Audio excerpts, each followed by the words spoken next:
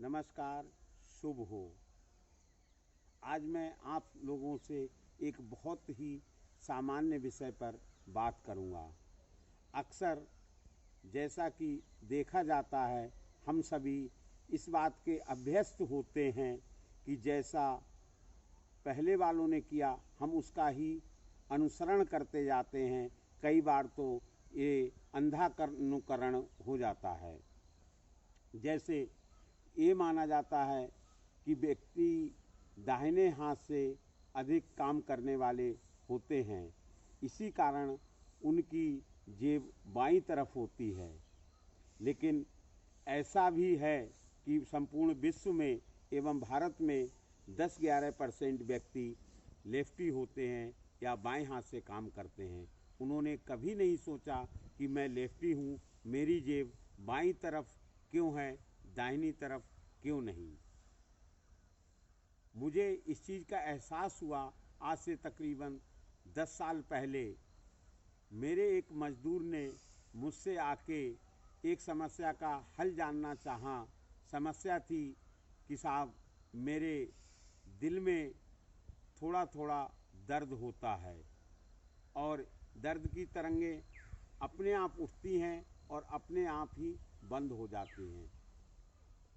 इसका कारण मैंने ये खोजा कि हम लोग अधिकतर मोबाइल फ़ोन को ऊपर की पॉकेट में रखते हैं, विशेषकर जो साधारण या छोटे फ़ोन होते हैं। मैंने उस व्यक्ति को सलाह दी कि आप अपनी जेब बाईं तरफ से दाहिनी तरफ कर लें। ये मुमकिन था क्योंकि वो एक साधारण कस्बे का रहने वाला था, जहाँ पर रेडीमेड वस्त्रों का प्रचलन कम था। वो इस बात पर तैयार नहीं हुआ कि लोग उसे बेवकूफ़ समझेंगे कि उसकी जेब उल्टी तरफ क्यों है।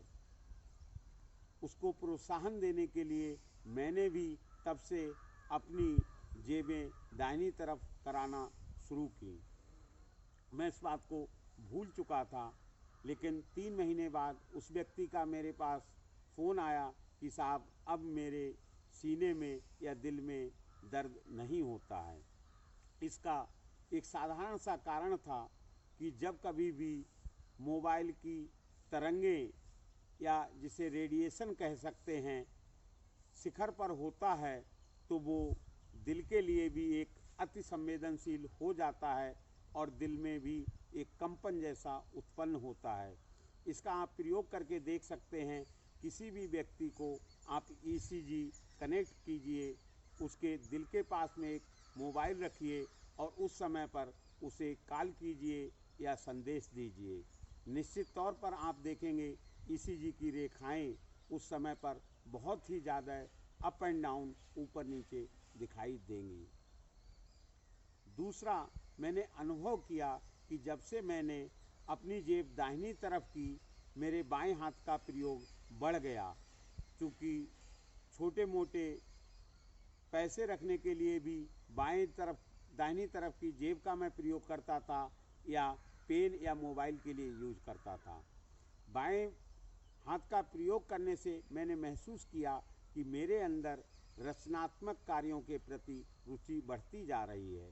उसका एक साधारण सा काम है कि जो व्यक्ति दाहिने हाथ से काम करते हैं, उनके दिमाग का बायां हिस्सा अधिक सक्रिय होता है, जो कि अधिक बुद्धिमत्तापूर्ण कार्यों के लिए उत्तरदायी होता है, जैसे किसी का वैज्ञानिक बन जाना, प्रशासनिक अधिकारी बन जाना, लेखक इत्यादि इत्यादि।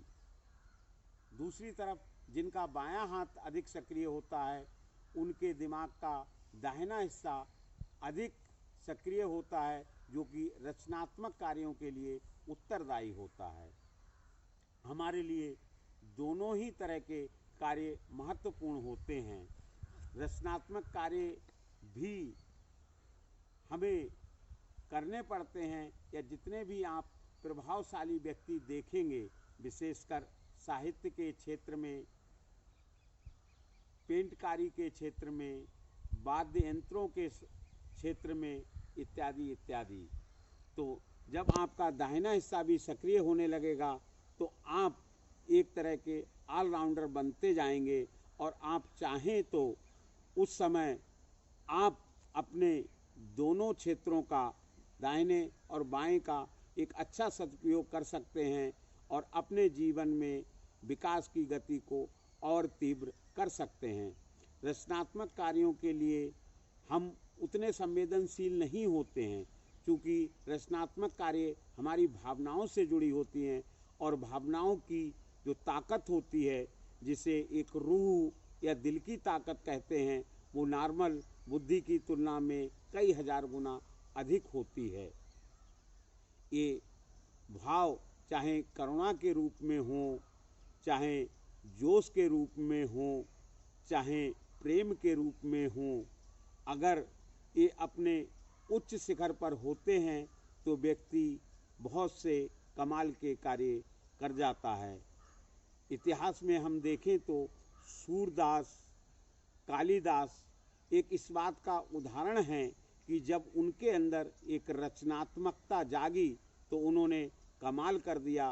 तुलसीदास जो कि एक औसत बुद्धि के व्यक्ति थे, उन्होंने हिंदी का पहला महाकाव्य रामायण की रचना कर डाली, और कालिदास जो कि एक मूर्ख व्यक्ति कहे जाते थे,